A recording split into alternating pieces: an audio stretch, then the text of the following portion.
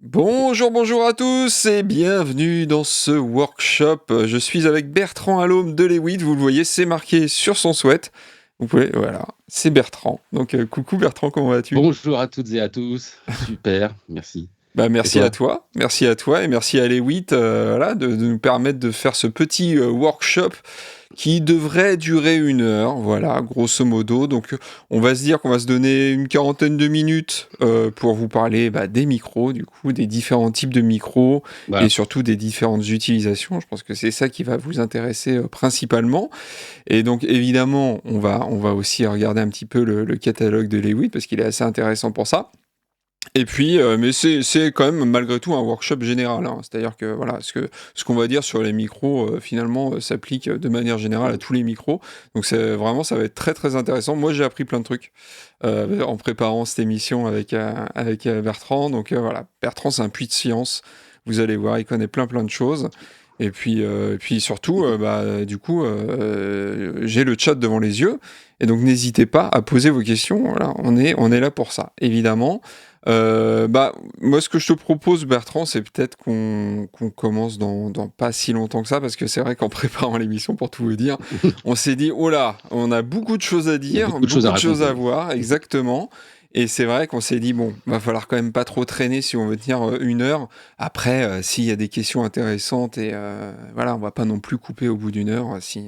Si vous êtes toujours là au bout d'1 heure et que vous avez des questions intéressantes, évidemment, on va rester, quoi. Donc, salut DJ Presse Purée. J'aime bien ton pseudo DJ Presse Purée. Salut Salut. Belcaris. Salut Audio Blend. J'espère que tout le monde va bien du coup. Et puis n'hésitez pas à poster vos petits messages évidemment dans le chat. Moi je suis là pour les lire. Principalement, c'est Bertrand qui va guider évidemment cette présentation parce qu'il en connaît plus que moi sur les micros. Et puis voilà, nous ce qu'on avait envie de faire dans ce petit workshop autour des différents micros, c'est commencer par un rapide historique. Alors, est-ce que Ouais. tu voudrais déjà nous raconter un petit peu, nous raconter l'histoire des microphones, tout simplement, et des différentes technologies qui sont arrivées peu à peu dans l'histoire, comme ça? Ouais, alors bon, on va essayer de faire simple et Ouais, rapide, parce qu'on a juste 1 heure. L'histoire de la microphonie, on pourrait faire bah 10 oui, épisodes de 3 heures sans c'est problème. clair. Euh, En fait, l'idée, quand on avait préparé l'émission, c'était quand même de se concentrer sur les technos dits modernes, parce que si on parle d'histoire de la microphonie, pour certains, ça remonte au 16e ou 17e siècle, Oui, voilà ouais, pour les ouais. prémices. En, en fait, ce qui est intéressant, le point de départ qui est intéressant, si on parle de l'ère moderne des microphones, c'est la première techno qu'on a connue à la fin du 19e siècle, qui étaient les micros à charbon. Et ouais, Voilà, le charbon. c'est une, voilà, c'est une techno qu'on a quasiment plus aujourd'hui, bien entendu, mais c'était la techno qu'on était capable de mettre en œuvre à l'époque, et c'est surtout la techno qu'on a eue dans le téléphone, notamment. Ok. D'accord. Ça marche comment, grosso Et modo? qu'on Parce que va. c'est vrai qu'on peut se dire, le charbon, mais en quoi ça transmet le son ou ça transforme le son? C'est vrai qu'on peut Alors, se poser la question. micro-charbon, bien sûr, le micro à charbon, en fait, le principe, enfin, le nom ne révèle pas complètement le principe. En Voilà. fait, la réalité, c'est qu'on a une membrane. Derrière cette membrane, on va avoir la poussière de carbone, en réalité. Ouais. Et puis derrière, on aura une autre plaque électrique qui va permettre de caler l'ensemble. Et en fait, tout ça, c'est légèrement alimenté avec une alimentation très très faible. Et la pression acoustique, parce que finalement, qu'est-ce que c'est un microphone? On va transformer une pression acoustique, donc c'est l'air qui vient taper une membrane, quelle que soit cette membrane, on verra qu'il y a différents types. Et il faut transformer ce mouvement en courant électrique. Ouais, c'est ça. Voilà, c'est ça le fonctionnement d'un micro. Et par analogie aussi, c'est l'inverse d'un haut-parleur, hein, parce on fait souvent ce comparatif. Mmh. Le haut-parleur, lui, on lui envoie de l'électricité et ça le fait bouger. Donc, D'accord. et C'est lui vrai. déplace l'air. Ouais, ouais, c'est vrai. Voilà. Donc, il y a beaucoup d'analogies entre les technos de micro et de haut-parleurs. Pour en revenir donc à nos micros charbon, effectivement, là, on a une membrane, on a de la poudre de carbone derrière cette membrane, et les mouvements de la membrane, en fait, vont faire varier la charge électrique que représente en fait Cette poudre cette carbonée, on va poussière dire. Ouais. cette poudre carbonée, exactement. Alors, c'était une techno qui était assez pratique à l'époque parce qu'elle était facile à fabriquer. Mmh. Elle n'était pas trop onéreuse, mais les performances audio étaient assez médiocres. En gros, ça Le- descendait pas très la- bas et ça montait pas très haut dans les fréquences, quoi. Non, c'est ça. Les meilleurs micro-charbons, ça descendait à 300 Hz et ça montait à 3-4 kg, pas plus. Alors, Ouais. c'était très bien parce que ça permettait de reproduire facilement la voix Grosso modo, on se trouve dans la bande passante des voix. C'est pour ça que ça a été utilisé pour le téléphone. Et ça a été utilisé après, à partir du début du 20e, par le médium qui se développait à l'époque, c'est-à-dire la radio. La radio, ouais. Alors c'est intéressant parce Voilà. que tu dis ça permet de reproduire les voix, sauf que chose que j'ai apprise, c'est que toutes les voix ne sont pas égales, en tout cas toutes les langues ne sont pas égales en termes de reproduction spectrale. Effectivement. Et c'est ça qui a poussé certains pays et certaines langues à développer des technos qui permettaient de mieux retranscrire leur langue, comme, du coup... Effectivement, comme Neumann, Georg Neumann, qui entre 1923 et 1926 va développer le premier microstatique de l'ère moderne. En fait, tout simplement parce que les micro-charbons ne permettaient pas de reproduire la langue allemande. Et il fallait, parce qu'en fait, en allemand, comme dans d'autres langues, on peut parler du français, de l'espagnol aussi, on a besoin des fréquences très graves, donc en dessous des 300 Hertz. Et bien sûr, le micro-charbon ne permettait pas de reproduire ça. Donc, pour la radio qui était naissante à l'époque, si on parlait en allemand dans un micro-charbon, de l'autre côté, on n'avait pas du tout d'intelligibilité, on ne reconnaissait pas correctement la langue allemande. Donc, il a fallu développer d'autres technologies. On a eu le premier microstatique avec Neumann. On a eu aussi le premier micro à ruban qui date à peu près de la même époque. Voilà, pour donner une idée des technos qui sont développés à ce moment-là. Donc la technologie des microstatiques date des années 20. Voilà. C'est ça, exactement. C'est le début vraiment de l'ère moderne. Le ruban, je crois que le ruban, date de 1923. Le statique, donc son développement, c'est entre 23 et 26, parce que la sortie du CMV3, le premier micro Neumann, c'est 1926. Voilà, qui va avoir une place assez intéressante dans l'histoire. Oui, dans l'histoire de la guerre aussi, hein, forcément. Et voilà, c'est aussi le cas, ce que tu m'as appris, c'est aussi le cas des microdynamiques, qui eux aussi, en fait, sont ancrés dans l'histoire de la guerre, notamment la Seconde Guerre mondiale. C'est ça, parce qu'effectivement, il y a une commande qui est passée par l'armée américaine pendant la Seconde Guerre mondiale pour équiper les péniches du débarquement du 6 juin 1944. Il fallait des micros d'ordre sur les péniches pour donner les informations, donner les ordres aux soldats qui se trouvaient à l'intérieur.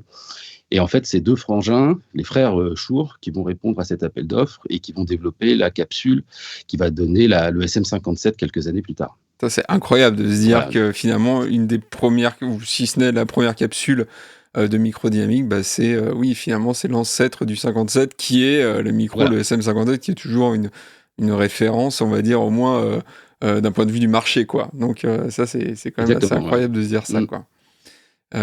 C'est super. Ce que je te propose, du coup, vu que ça fait déjà un petit peu de temps qu'on est là, c'est du coup d'aller directement du côté des applications. Parce que c'est ça aussi qui va intéresser les gens qui regardent ce workshop. C'est de se dire, voilà, est-ce que finalement, il y a plein dans la musique, parce que là, on va quand même rester dans la musique, on va aussi parler du podcast, mais principalement, ça va être dans la musique.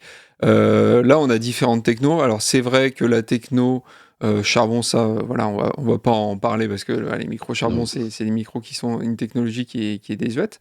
Mais ruban, c'est vrai qu'on en parlera un petit peu moins aussi, mais c'est vrai qu'il y a toujours ce côté, on va dire microstatique, microdynamique, lesquels on utilise quand, etc. Déjà, est-ce qu'il y a, première question que j'ai, c'est est-ce qu'il y a une application, c'est-à-dire est-ce qu'il y a vraiment un côté, les dynamiques c'est sur scène et les statiques c'est en studio? Alors, ça a été le cas par le passé. Aujourd'hui, les conditions de prise de son sur scène sont tout à fait différentes. Beaucoup de choses ont évolué. Les micros statiques ont évolué en tant que tels. C'est vrai qu'à l'origine, on utilisait plutôt des micros dynamiques. Ouais. Alors, dynamique, est-ce qu'on peut, parce qu'on avait fait une petite liste tous les deux, on va dire des points forts et points faibles de chaque technologie. Donc, je te propose, qu'on commence avec les micros dynamiques, du coup, et leurs points forts. Donc, est-ce que tu peux nous expliquer les points forts d'un micro dynamique? En fait, il y a une petite analogie que je fais souvent quand j'explique les différentes technos de micro, c'est faire le lien avec l'image, avec la photo.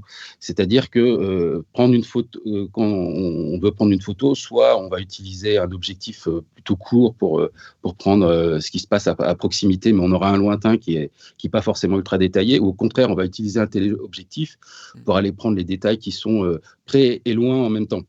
Okay, et donc le téléobjectif, ça serait plutôt le microstatique.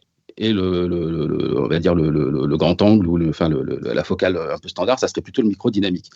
Le microdynamique, on va pouvoir avoir beaucoup d'infos à proximité, parce qu'il a une sensibilité qui est moindre liée à sa technologie. Ouais. Aussi à la taille de la membrane, parce que parfois la taille, ça compte. Et, et puis, alors que le microstatique, grâce à sa techno, effectivement, il a une sensibilité plus élevée et ça va lui permettre d'aller chercher des infos qui sont à des niveaux plus faibles, donc souvent des infos qui sont plus lointaines. Ouais, plus de détails. Voilà, donc on a plus de détails sur les niveaux faibles avec un microstatique. C'est vraiment ça qu'il faut avoir à l'esprit. Pour en revenir à ta question sur la scène, effectivement, on a beaucoup utilisé les microdynamiques parce que c'est simple et parce que quand on a plusieurs instruments sur une scène, on va dire une batterie, des amplis guitare, des amplis basses, je sais pas, un orgamonde, des chanteurs, des chanteuses, etc. Ça fait beaucoup de sources. Et avec un microdynamique qui a donc une sensibilité moindre, il va pouvoir bien capter la source qui est directement à côté de lui et il va peu reprendre ce qu'il y a autour, c'est-à-dire les instruments qui se retrouvent plus loin. Et souvent, on parle de repisse. Ouais. Donc le microdynamique a longtemps été utilisé pour ça. Mais c'est vrai que les systèmes son ont évolué, les consoles ont évolué, on a envie de plus en plus de détails et de qualité quand on est en live. Donc on a commencé à utiliser les microstatiques. Et l'autre élément qui est important aussi, c'est les systèmes de retour. Il ne faut pas oublier que sur scène, jusqu'à il y a peu de temps, le seul système qu'on avait, c'était les retours, les wedges, les bains de pied, donc qui sont une sorte de sono qui est aussi sur scène, qui renvoie le mix aux musiciens. Donc ça augmente les possibilités de repisse, les problématiques de l'arsène, c'est ça, etc. Donc avec un microstatique, effectivement, étant plus sensible, il va être forcément beaucoup plus sensible au l'arsène. Voilà. Mais avec l'arrivée des IR, par exemple, sur les plateaux, on a un niveau sur scène qui est beaucoup moins élevé.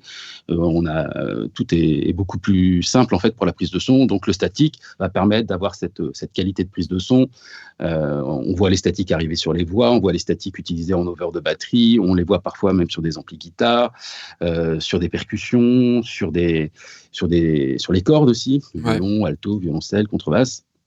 Et puis tous les instruments de l'orchestre symphonique, on utilise énormément de statique. En fait, ça vient même de là, pour être tout à fait précis, c'est-à-dire qu'en orchestre symphonique, comme on n'utilise pas de retour, parfois juste un retour pour le chef, on pouvait commencer à mettre des statiques un peu partout et avoir cette prise de son super qualitative et qu'on avait du mal à retrouver en rock, en pop, en électro, en hip-hop, ce qu'on veut.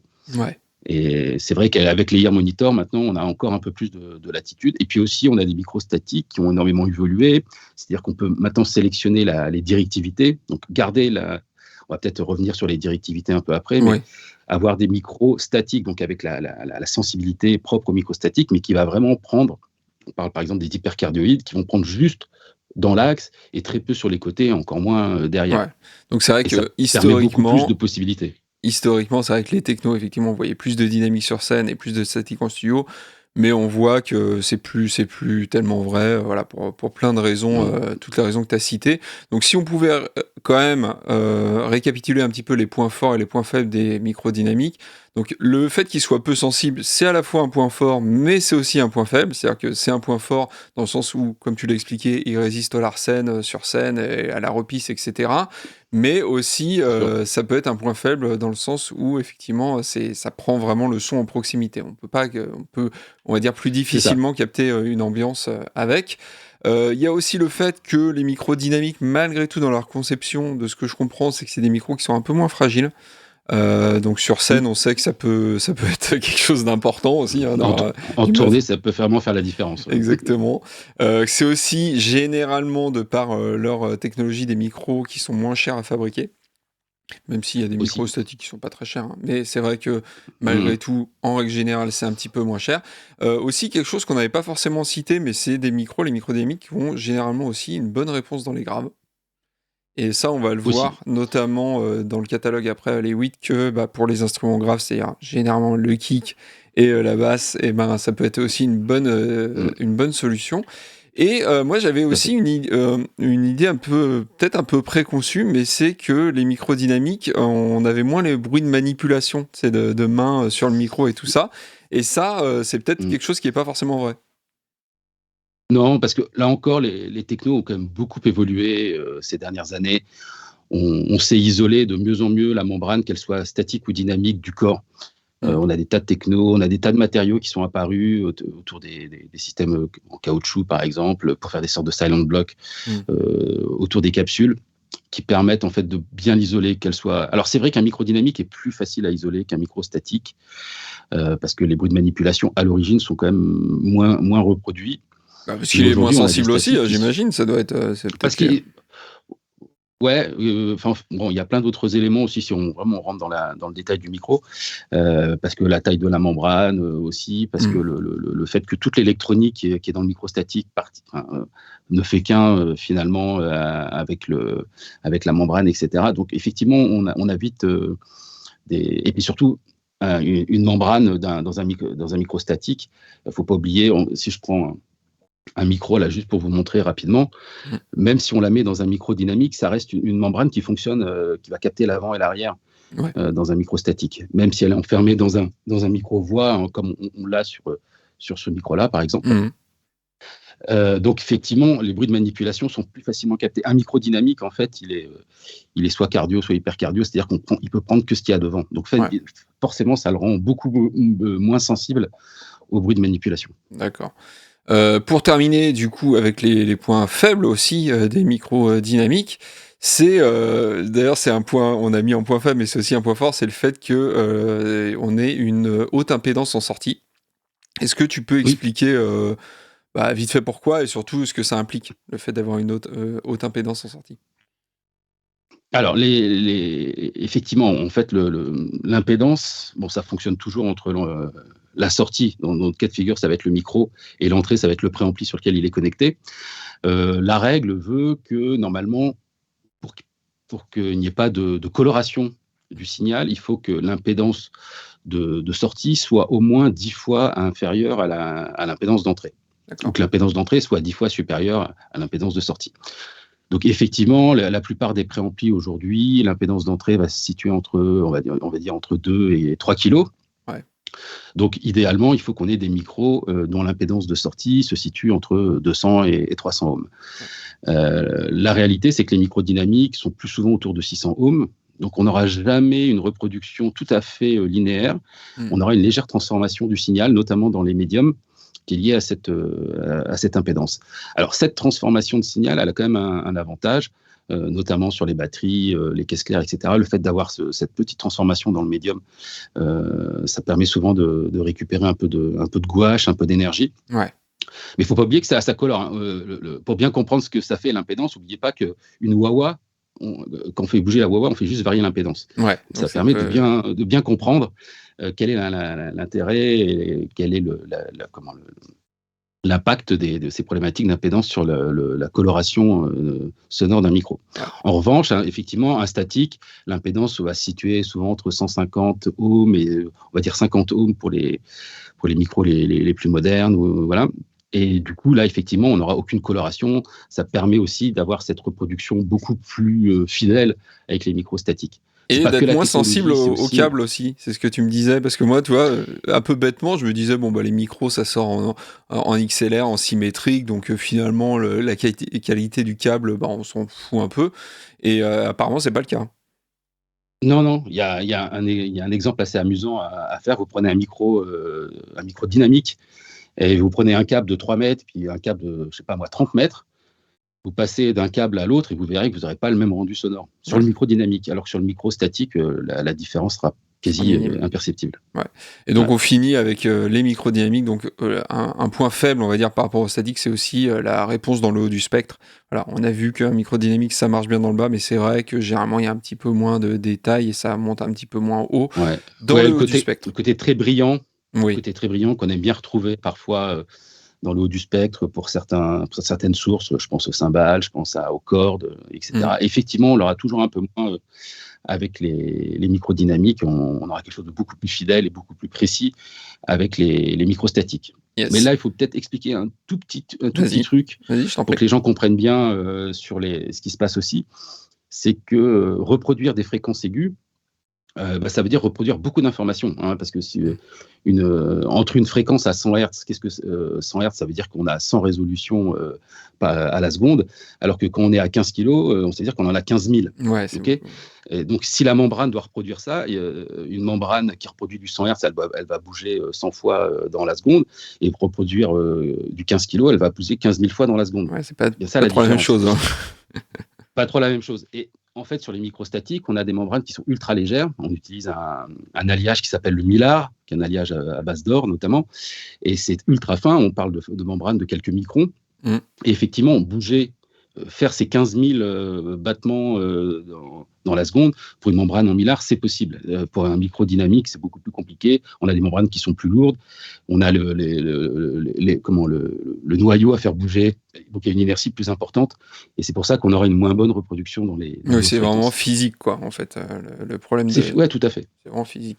Bah, écoute, passons aux micros statiques. Alors, leur point fort, du coup, les micros statiques, on a commencé à en parler un petit peu, mais c'est aussi la sensibilité qui est supérieure. C'est-à-dire que tu l'as expliqué avec ton analogie là en photo, c'est que oui, du Avec coup, l'objectif, ouais. avec l'objectif, c'est qu'effectivement, un statique, il est plus sensible, donc il pourra entendre un peu plus l'ambiance, et on verra que ça a une grosse incidence, du coup, En fait, aussi, ouais, c'est ça. l'endroit où vous voulez enregistrer, du coup, le choix de micro sera primordial justement à cause de ça, parce qu'effectivement, il capte les petits bruits d'ambiance, mais il peut capter aussi l'acoustique, du coup, de la pièce plus facilement. C'est ça, Euh, exactement. il y a aussi un autre point fort qu'on avait noté, c'est qu'il était meilleur quand il y avait un peu de distance aussi. Et ça, quel est l'avantage de ça, de mettre un petit peu de distance, du coup, quand on utilise un micro? En fait, souvent, c'est vrai que quand on parle enregistrement, mais même parfois prise de son sur scène, toute la problématique, c'est quand on cherche à faire une très bonne prise de son, c'est qu'on est obligé de composer avec 2 éléments. C'est-à-dire que, par exemple, prenons le cas, je sais pas moi, d'une batterie ou d'un ampli guitare, tout simplement. On n'écoute jamais l'ampli guitare avec l'oreille collée à l'ampli guitare. Okay, Si on peut le faire, mais pas longtemps, généralement. C'est ça. Donc l'ampli guitare, en fait, on l'écoute, on est à 2 mètres, 3 mètres, 4 mètres de l'ampli guitare, et le son se déploie dans la pièce. Okay, et en fait, on identifie le son de l'ampli guitare à cette distance-là. Ce qui se passe à 2 cm de la membrane, c'est pas ce qui aide le cerveau à identifier le son de la guitare. Donc normalement, si on veut bien prendre la source, c'est plutôt une prise qu'on appellerait entre guillemets au lointain. Ouais. Mais pour que l'enregistrement soit punchy, qu'on ait cette sensation de présence qui est vraiment importante dans la façon dont on écoute, on reçoit un enregistrement, c'est le coup, on a l'impression d'être dans la pièce avec les musiciens. Cette présence, en fait, on la retrouve en grande partie sur la proximité. C'est pour ça qu'on a toujours tendance à combiner 2 prises, une prise de proximité et une prise de lointain. La prise de proximité va nous donner cette présence.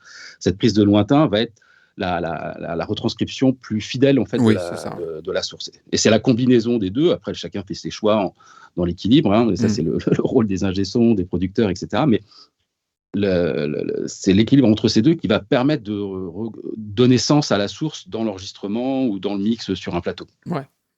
Donc effectivement, souvent le statique, on va l'utiliser pour les prises un tout petit peu plus lointaines. Typiquement les overs de batterie, voilà, ça veut dire qu'on est 1 mètre, 1 mètre 50, peut-être pas 1 mètre 50, mais environ 1 mètre au-dessus de la batterie. L'ampli guitare, et effectivement, parfois on va mettre un micro dynamique qui est collé à la membrane pour avoir ce punch, vraiment ce qui se passe en proximité. Et puis au contraire, un micro qui va être 50, 70 cm, 1 mètre, 1 mètre 50 selon ce qu'on cherche. Pour avoir un peu d'air aussi, généralement, justement, pour récupérer avoir aussi la pièce. C'est ça, récupérer la pièce, mais récupérer un son, en fait, ça existe toujours dans un environnement. Ouais. On ne fait jamais d'enregistrement dans une chambre sourde ou un truc comme ça. Ouais. C'est toujours une source ou des sources dans une pièce avec une acoustique. C'est comme ça qu'on identifie, que le cerveau identifie les sources. Faut pas l'oublier. Puis c'est comme ça aussi qu'on a du gros son, hein, généralement. Quand on grossit le son, c'est justement avec l'ambiance, avec les premières réflexions et tout ça. Un son sans aucune ambiance, généralement, c'est pas vraiment un gros son, quoi. En tout cas, il n'est pas perçu tel quel par notre cerveau, effectivement. Ce qu'on avait dit, du coup, c'est que les microstatiques ont une meilleure réponse en fréquence dans les hautes fréquences, effectivement. Tu l'as expliqué tout à l'heure, on va pas le refaire. Il y a aussi un truc intéressant, c'est que souvent les microstatiques sont multidirectionnels. Et ça, c'est pareil, tu vas Oui, nous expliquer pourquoi cette techno permet de faire ça. tout à fait. Alors, déjà, petit truc, c'est rappeler rapidement les principales directivités. Ouais. Parce qu'on parle de directivité, il faut bien comprendre de quoi il se passe, de quoi on parle. Donc, en fait, si on prend un micro, là, on voit sur le dessus, l'avant du micro est là. Mmh. Ok, là, c'est l'arrière du micro. Donc là, je suis sur un micro statique. Donc, en fait, on a les directivités la plus commune, c'est celle qu'on appelle cardioïde. Pourquoi cardioïde? Parce que ça fait référence à cœur. Ça veut dire qu'en fait, la zone de prise, si je la dessinais, c'est un cœur qui est devant le micro. J'essaie de Ouais. faire en plus petit pour bien que ça Mmh. passe à l'image. Voilà. Donc là, c'est la cardioïde, c'est-à-dire que ça prend devant. On a l'hypercardioïde. L'hypercardioïde, alors là, on va réduire en fait les lobes sur le côté. On va essayer de vraiment prendre que devant la zone devant le micro. Ouais, Ok. d'accord.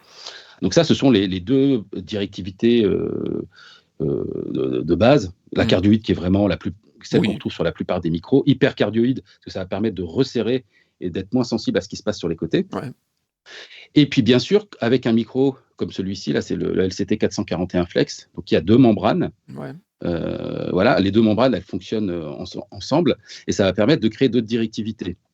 Donc la première directivité qu'on utilise les deux membranes, c'est ce qu'on appelle omni, c'est-à-dire qu'on va prendre de manière homogène tout ce qui se passe autour du micro de Ouais. manière plutôt, Ce qui peut le être plus très homogène utile, ouais. possible. Mmh.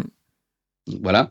Et l'autre directivité qui est assez commune sur ces micros à multidirectivité, c'est la figure en 8, où là, finalement, les deux membranes vont fonctionner de manière cardioïde. Ouais. Donc, on aura un lobe d'un côté et un lobe de De l'autre. l'autre, ouais. Alors OK. pourquoi du coup, Voilà, ça, c'est on peut avoir ça entre guillemets que sur les micros, statiques? ben parce qu'en fait, on a besoin d'avoir deux membranes. Si on voulait le faire avec un micro dynamique, il ne faut pas oublier qu'une membrane de micro dynamique, c'est quand même une pièce, toute la capsule, je veux dire, c'est quand même une pièce assez importante. On a la membrane, mais derrière, on a la bobine, Ouais. on a le noyau, etc. Mmh. Et tout ça doit fonctionner. Si on voulait les mettre ensemble, on aurait deux membranes qui seraient assez écartées. Et du coup, on n'aurait plus du tout, notamment sur les directivités type figurant 8 ou Omni, on n'aurait plus du tout de cohérence, puisqu'on aurait un gros trou Mmh. entre les deux membranes. Là, avec les membranes de micro statiques, on peut vraiment elles sont quasiment collées et on a quelque chose de très homogène en termes de directivité. Ouais. Bon, Voilà, c'est un. bah, oui, en fait, c'est ça, quoi. Ça prend le signal des 2 membranes et puis ça l'additionne ou ça le soustrait, C'est voilà, ça, suivant ce qu'on veut après. Donc bah, c'est ça, ça, effectivement, c'est un gros avantage du microstatique, évidemment, hein, quoi, tous bien les sûr. microstatiques ne proposent pas le côté multidirectionnel, Non, mais il y en a quand non, non, même c'est beaucoup ça. qui le font et effectivement, c'est un C'est gros vraiment avantage. et ce sont vraiment les microstatiques dits multi-patterns ou multidirectivité Ouais, qui le proposent. C'est-à-dire, ce sont des micros dans lesquels on a installé deux membranes. ouais. Voilà. Et le dernier point fort, bah, on en a parlé, hein, c'est que l'impédance de sortie est très basse et donc du coup, voilà, c'est moins regardant sur les Voilà. préamplis, sur les câbles et cetera. On va pas répéter tout ça. C'est plus facile. Hein. Les points faibles, du coup, c'est plus sensible, ce qui est un point fort, mais ce Et qui oui. est aussi un point faible, du moins sur scène, c'est que bah, du coup, effectivement, c'est plus sensible au larsen, notamment quand on utilise C'est des ça. retours de scène. Bah, le larsen, ça peut partir assez vite avec des microstatiques, donc ça, c'est vraiment un problème auquel il faut Mm. faire attention.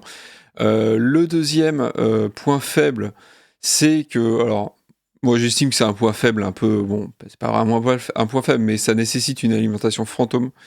Est-ce que tu peux Oui, expliquer pourquoi d'ailleurs? oui, bien sûr, parce que sur le microstatique, en fait, la technologie du microstatique, c'est vrai qu'on n'est pas rentré dans le détail, mais en fait, la membrane en mylar dont je parlais tout à l'heure, en fait, cette membrane, elle est polarisée. C'est-à-dire qu'elle est alimentée électriquement pour fonctionner. C'est pas du tout une membrane passive comme un microdynamique. Un microdynamique, on peut vraiment, là, cette fois-ci, faire l'analogie avec Le haut-parleur, le ouais. haut-parleur. Mmh. Voilà, on a une membrane qui est complètement passive. Il y a un noyau, il y a un électroaimant Oui, c'est vraiment la derrière. même chose, On hein, fait bouger. Voilà, c'est vraiment la c'est même ça, chose. Là, c'est c'est pas du tout exactement. pareil. Non, non, le statique, en fait, c'est donc une membrane qui est polarisée. Pour être polarisée, elle a besoin d'être alimentée.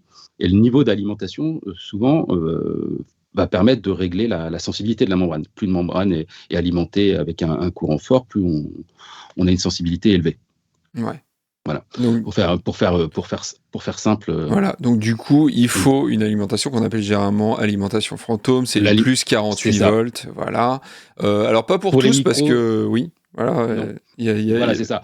Un micro statique classique, effectivement, c'est-à-dire un micro dit à condensateur. Hmm. Effectivement, le condensateur, on va l'alimenter avec une alimentation fantôme type 48 volts. Par contre, on a d'autres technos comme les micros à lampe. Ouais. On en a chez les 8 aussi, hein, bien sûr, des super. Mais une lampe comme celle-ci, ça va nécessiter une alimentation bien supérieure. Souvent, l'alimentation fantôme n'est pas suffisante pour alimenter la lampe. Et c'est pour ça qu'on va avoir des blocs d'alim qui sont fournis avec les micros, C'est ça. qui là vont envoyer une alimentation vraiment adaptée à la lampe et à cette technologie. En fait, Voilà. et la différence, pour faire court, entre le condensateur qu'on va avoir dans un micro statique, donc condensateur et puis un micro-lampe, en fait, c'est que l'alimentation et surtout la façon dont on mesure les changements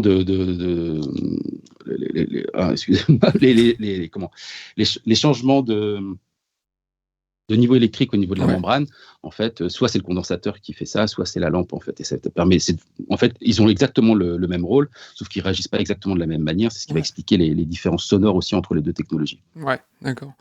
Et le dernier truc auquel il faut faire attention aussi, le petit point faible des microstatiques, c'est qu'il faut faire attention aux plosives. Et notamment, c'est ce pourquoi, alors pas pour tous, parce qu'il y en a certains, et je pense que tu en parleras aussi, notamment chez les WIT, qui incluent un filtre anti-pop, parce que c'est vrai que on va dire le remède aux plosives qui sont un peu trop présentes, c'est d'utiliser un filtre anti-pop. C'est Mais ça. voilà, c'est quelque chose en tout cas auquel il faut être conscient de ce potentiel problème et prévoir effectivement soit un filtre anti-pop ou alors prévoir un micro qui en dispose un qui est déjà intégré en fait, hein, C'est ça. finalement dans Ouais, le c'est micro. ça. C'est ça. Chez les WIT, par exemple, on fournit un filtre anti-pop avec quasiment tous nos micros. Ouais, Donc ça va permettre de l'utiliser correctement. Et effectivement, la plosive, on voit d'ailleurs quand je le prononce, la plosive, on a un moment, vraiment un excédent d'air qui sort de la bouche parce qu'en fait, c'est concentré mmh. et Le ça sort de pop, la pop, bouche ouais, avec le ouais, c'est ça. On déplace beaucoup d'air en réalité. Et bien sûr, exactement. la membrane le capte et ça fait un mouvement, ça demande un déplacement de membrane qui est relativement important. Ça fait voilà, ça fait un gros niveau, ça génère un gros niveau électrique dans le micro et effectivement, c'est pas très agréable. Ouais, Alors, ces plosives, elles se situent souvent dans le bas du spectre. C'est-à-dire qu'effectivement, le filtre anti-pop va permettre de caler la distance. Il ne faut pas oublier que dès qu'on aussi, ouais. s'éloigne un peu, ce genre de phénomène va s'atténuer. Et puis, on a souvent les filtres coupe-bas sur certains micros qui vont permettre de limiter les plosives. Ouais. Les filtres coupe-bas qui vont se situer entre 80 et 120 Hz, par exemple, pour justement limiter ces plosives. Ouais, puis c'est vrai que le filtre anti-pop, quand on fait l'expérience, ça coupe vraiment le vent en fait qui sort de la bouche, hein. Vous mettez votre main derrière, vous faites pop pop pop comme ça et Ouais, c'est ça. vous sentez bien que le vent ne passe plus. Donc c'est vraiment et pour le Et coup là, par ça exemple, vaut que dalle et c'est chez les, chez les 8, on a même un filtre anti-pop. ouais. Je vous le montre Oui, je me là, souviens de celui-là. double couche pour le 10-40 et puis le pur tube. Ouais. Voilà, là, ça permet vraiment bien atténuer les plosives et d'avoir quelque chose de très Ouais, efficace. qui se En plus, clipse, c'est ça, il est magnétiquement. magnétique. Ouais, Voilà. c'est ça, ouais, c'est C'est super ça, il est facile. magnétique, il se fixe sur la suspension. Que tu as à côté Elle de n'est pas toi. préparée. Voilà, hop. Voilà, ça vient se fixer sur la suspension de manière magnétique. Ça, c'est Suspension le qui système d'ailleurs qu'on est a. aussi souvent présente avec les microstatiques, hein. C'est dû à quoi ça? Pourquoi souvent les microstatiques sont livrés avec des suspensions? Bah, parce qu'effectivement, on en a parlé tout à l'heure, c'est les problèmes de bruit de Ouais, manipulation. c'est ça. On a besoin. Alors, c'est vrai qu'on a fait beaucoup d'efforts, mais là, je pensais surtout au micro de statique de scène. Parce qu'on y reviendra juste après, je pense, mais on a chez les 8, mais comme chez d'autres, des micros de scène statique pour Ouais. avoir à la fois les avantages du statique, donc la précision, le détail, etc. Mais aussi, il faut qu'ils se comportent comme un dynamique, donc beaucoup de réjections, peu sensibles au Larsen, par exemple. Ouais. Alors que c'est vrai que ces micros statiques, on va dire beaucoup plus classiques, ils peuvent être un tout petit peu plus sensibles au bruit de manipulation.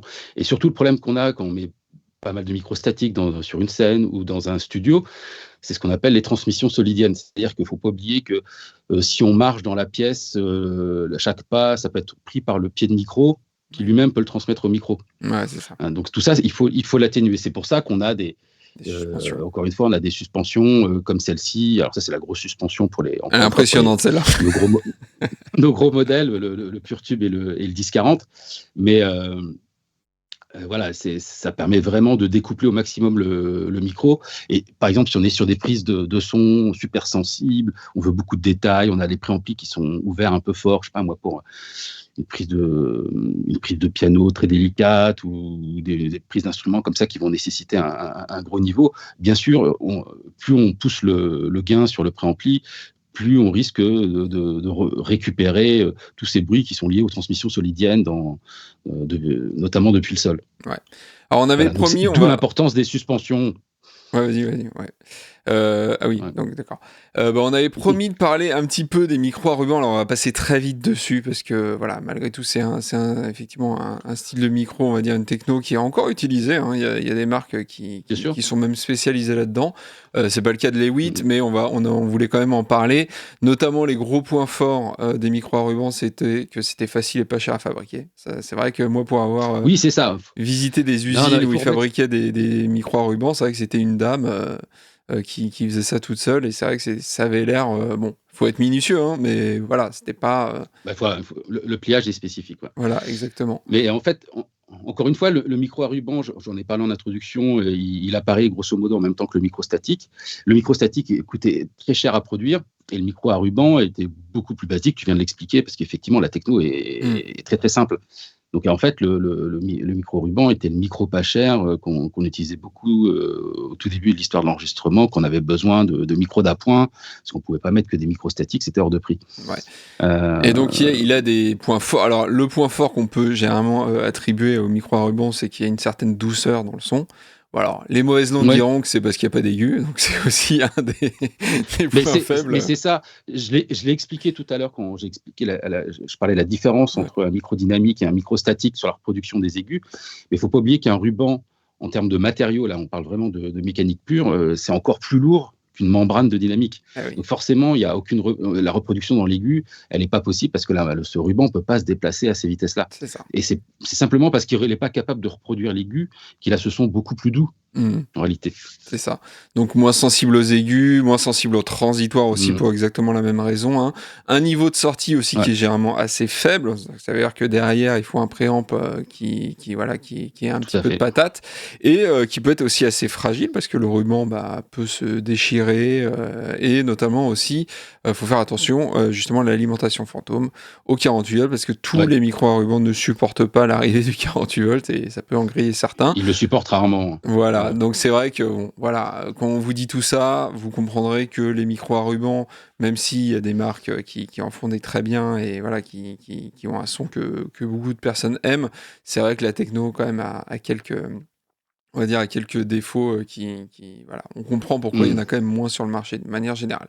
Alors je voulais passer du coup au cas pratique. Ouais. Au cas pratique, parce qu'on voulait, dans cette deuxième partie, voilà, après avoir fait l'historique, après avoir expliqué les différences entre les différentes technos, on voulait vraiment faire des cas pratiques.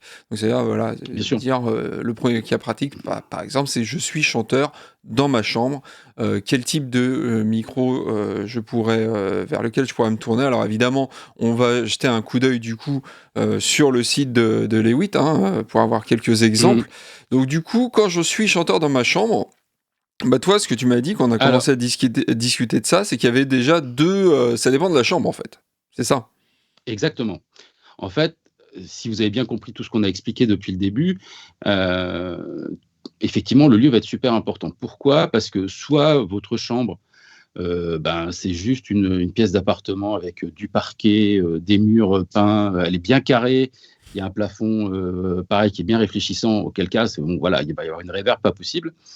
Et si vous décidez de travailler dans votre chambre, ce qui est votre droit, il n'y a pas de souci là-dessus, il va falloir compenser ce problème. Ouais. Donc, quand on a une pièce comme ça qui est difficile acoustiquement et que vous n'avez pas prévu de la traiter, le mieux, c'est d'utiliser un micro dynamique. Parce que, comme on l'a expliqué, le micro dynamique est moins sensible. Donc, si vous chantez devant, le micro va reprendre essentiellement votre voix et tous les niveaux faibles, c'est-à-dire ce qui correspond au bruit d'ambiance, à la réverbération qui va être générée par la pièce, tout ça, ça va être quasiment pas capté, voire pas capté du tout. Ouais. Donc, ça va permettre, même dans une pièce délicate d'un point de vue acoustique, d'avoir un rendu qui est tout à fait probant. Ouais. Et puis, si à contrario, votre chambre, elle est bien traitée acoustiquement, alors bien sûr, ça peut être des traitements acoustiques, là, comme on voit derrière moi, mais ça peut être aussi tout simplement, il y a un lit avec un gros édredon, il y a des bibliothèques avec plein de livres, il y a de la moquette au sol, Sous il la y couette, on se a met sous la couette. on peut se mettre sous la couette, etc. Mais bon, dès qu'on met des objets dans la pièce, voilà, une bibliothèque avec des livres, c'est très efficace souvent dans une pièce. Un lit avec la couette, pareil, ça absorbe énormément de choses. Ça va permettre d'avoir une acoustique qui est plus neutre, d'une certaine manière. Et là, effectivement, on va pouvoir passer un micro statique, parce que ça va permettre d'avoir un enregistrement plus détaillé. On va avoir plus d'éléments qui font ressentir la proximité de la voix grâce au micro statique. Et du coup, on aura aussi plus la pièce, on aura plus ce qu'on appelle l'air souvent dans la prise de son. Mais ce ne sera pas du tout un problème, parce que ce ne sera pas une réverb. Ça sera simplement un son d'ambiance qui est plutôt agréable et qui rend l'écoute normale, j'ai envie de dire, pour l'auditeur. Ouais. Donc, si vous êtes chanteur dans votre chambre, ça dépend effectivement du son de la pièce, en fait, tout simplement. De la pièce. D'accord. C'est vraiment important. Après, bien sûr, il existe maintenant des tas de systèmes qu'on va mettre autour du micro pour limiter ce qui revient de la pièce. Donc, ça peut aussi être, si votre pièce n'est pas du tout traitée, une façon d'utiliser un micro statique pour avoir les avantages du statique sans forcément se lancer dans le traitement acoustique de la pièce. C'est vrai qu'on n'en avait pas parlé, mais là, j'y pense maintenant, ça peut aussi dépendre du type de chant aussi qui est pratiqué. Voilà, si vous êtes Carla Bruni, bon, vaut mieux effectivement avoir un micro statique qui va capter les petits détails et tout ça. Si vous êtes Lemmy de Motorhead, bon, un dynamique, ça le fait, quoi, parce que effectivement, vous avez une grosse puissance, on est moins dans le détail, quoi. Ouais, mais ceci dit, ça a évolué, parce que les microstatiques encaissent de mieux en mieux, souvent encaissent même plus qu'un micro dynamique.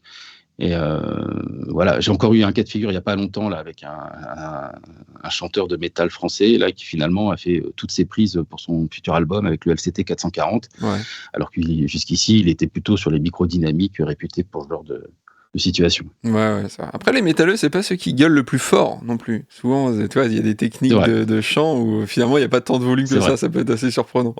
Donc voilà, donc ça, c'était pour je suis chanteur dans ma chambre. Alors, il y a je suis chanteur, mais sur scène aussi. Ça, c'est un autre. On peut avoir besoin d'autres types de micros. Alors, du coup, tu recommanderais quoi, toi ? Alors là, alors c'est vrai que j'ai pas donné de référence. Ouais, alors vas-y, dis-moi, peut-être on va pour revenir le juste premier cas de figure. Ouais. Mais typiquement, alors chez Lewitt, on a le LCT 240 Pro qui est notre entrée de gamme entre guillemets dans la gamme studio, donc en microstatique. Voilà. Il est un peu moins cher parce qu'en fait, on utilise une membrane 3/4 de pouce, qui est un tout petit peu plus petite, un peu moins cher à produire. Voilà, ce qui nous permet d'avoir un prix vraiment attractif sur ce type de produit. Après, dans la conception, ça reste un micro Lewitt. Ça, il n'y a aucun souci là-dessus. Il a des super performances. C'est un micro qui est très, très apprécié en home studio, mais aussi dans d'autres usages. Alors que sur scène, pour le même usage, en dynamique, dans le cas de la chambre, voilà, ça serait plutôt le MTP 250 ou le MTP 550, c'est-à-dire des dynamiques de chant. Soit celui-là, MTP 250 DM. Voilà, ça c'est typiquement, si vous voulez faire des prises dans une pièce qui n'est pas du tout traitée, qui est vraiment problématique, ça avec le MTP 250, vous pouvez faire d'excellentes prises sans aucun problème. D'accord, ok. Et quand on passe à la scène, cette fois, effectivement, là, on parlait juste à l'instant du MTP 250, du MTP 550, donc tous les micros dynamiques de la gamme Lewitt. La principale différence entre le 250 et le 550, c'est que ce sont deux micros cardioïdes, mais sur le 550, le pattern, la directivité cardioïde est un peu plus resserrée. On n'est pas complètement sur de l'hypercardio, mais on est sur un cardio un tout petit peu plus resserré. Qui va permettre d'isoler un peu mieux la source. Ce qui peut être bien pour la scène. La voix. Donc ça, c'est vraiment les micros qu'on utilise typiquement pour la scène. Mais bien sûr, depuis quelques années, on en parlait, tout ça a pas mal évolué. On utilise aussi des statiques maintenant pour le chant. Donc le premier cas de figure dans la gamme Lewitt, ça va être le MTP 350 CM, Ouais, qui est c'est celui-là. notre petit statique qui permet aux chanteurs et chanteuses qui souhaitent découvrir l'avantage du statique sur scène, de pouvoir tester à un coût très raisonnable. Et puis, on a le micro qu'on a sorti en début d'année 2023, Ouais, là, le MTP W950, qui est notre micro c'est statique de celui-là. scène, c'est vraiment, C'est le haut de vraiment haut de gamme, gamme. celui-là. Mmh. Voilà, et c'est en fait, ça, c'est un micro assez intéressant. J'explique rapidement parce qu'il a, Ouais. il a une histoire qui est pas mal. C'est-à-dire que, en fait, bon, comme vous le savez tous, on a en 2020, 2021, tout ça, il y a eu ce moment un peu compliqué du Covid, mais qui a commencé à changer pas mal de choses au niveau des micros. C'est vrai que pour pas mal de chanteurs, chanteuses, vous arrivez dans une salle, sur une scène, souvent, vous venez pas avec votre micro, on va vous fournir un micro. On faisait beaucoup ça avant le Covid. C'est vrai qu'après le Covid, même si on a beaucoup travaillé sur la façon de désinfecter les micros, ça devient un peu délicat de prendre le micro qui traîne sur le plateau. Tu m'étonnes. Et puis finalement, finalement, on s'est également dit que quand tu es guitariste, quand tu es bassiste, batteur, enfin surtout tous les instrumentistes qu'on retrouve sur scène ou en studio, à chaque fois que tu arrives, tu viens avec ton instrument, tu viens Ouais. avec ta guitare parce que tu es sûr d'avoir ton son, tu es sûr d'avoir le confort de jeu que tu connais habituellement. Ça te permet d'être Exactement. vraiment dans un environnement sécurisant. Pareil, si tu es bassiste, si tu es batteur, au moins avoir ta caisse claire, tes cymbales, etc. Parce qu'il y a des éléments qui sont vraiment les éléments de base pour ton son. Et on s'est dit, mais finalement, pour les chanteurs et chanteuses, on n'a pas ce genre de produit.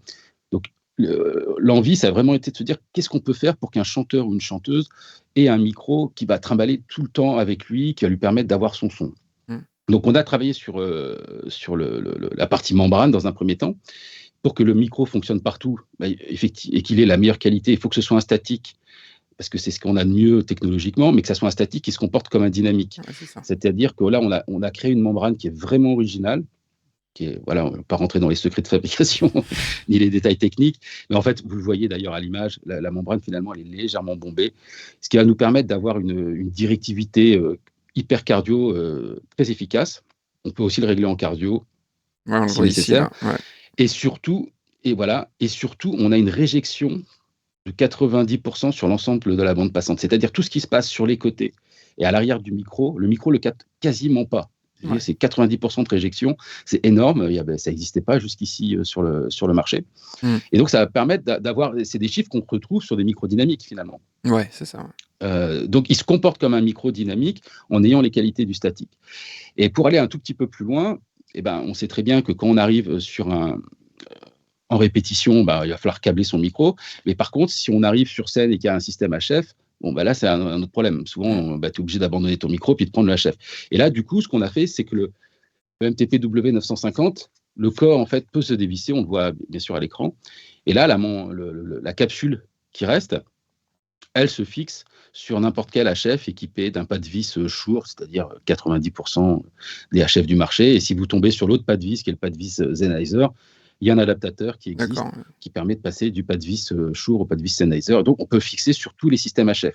Et c'est vraiment important pour les chanteurs et chanteuses parce que ça veut dire que quel que soit le contexte, tu vas garder le micro avec lequel tu travailles, avec lequel tu as l'habitude de reproduire ta voix. Tu as tes points de repère sur scène, sur ta façon de chanter, la distance qu'il faut utiliser sur tel et tel passage. Enfin, bon, bref, tout ce Non, rapport puis qui est même, assez. quoi, disons-le, c'est dégueulasse, quoi, de chanter tout, d'échanger voilà, c'est juste. Franchement, les chanteurs, vous avez C'est pas vrai beaucoup aussi. de matos à acheter, hein, regardez par rapport à tous les autres musiciens, vous avez rien à acheter. Achetez votre micro, quoi, je sais pas, zut. Ouais, c'est ça. Mais c'est un peu l'idée. Mais voilà, pour que ça ait du sens, il faut vraiment que ça soit un micro qui ait des super performances. Donc voilà, Mm. ça c'est le MTP W950 qui est vraiment le top pour la scène tel que nous on l'a pensé chez les Lewitt. D'accord.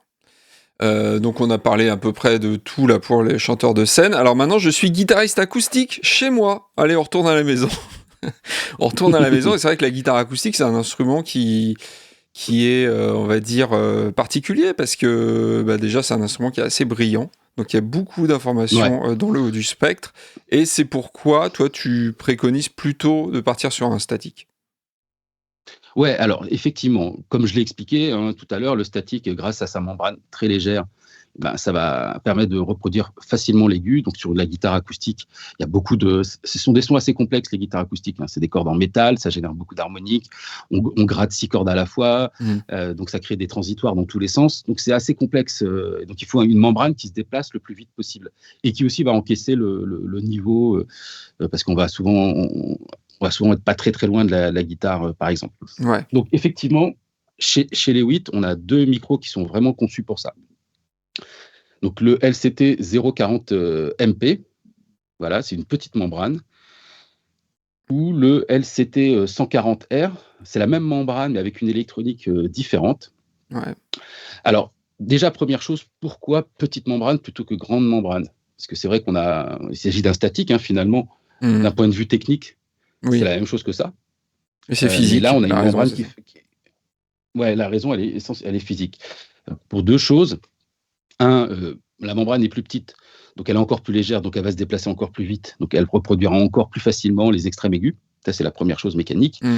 La deuxième chose, cette fois-ci, elle est plus physique, c'est-à-dire que le niveau électrique généré par une membrane statique, d'un microstatique qui se déplace, en fait, elle est proportionnelle à la surface. Donc c'est vrai que sur des sources qu'on va prendre à proximité, comme la guitare acoustique ou les cymbales de batterie, il ne faut pas oublier que le micro, il est finalement pas très loin des cymbales et que ça génère quand même du niveau. Mm. Le fait d'utiliser une petite membrane, ça permettra de mieux supporter des niveaux plus importants qu'un micro statique avec une membrane typique d'un pouce de diamètre.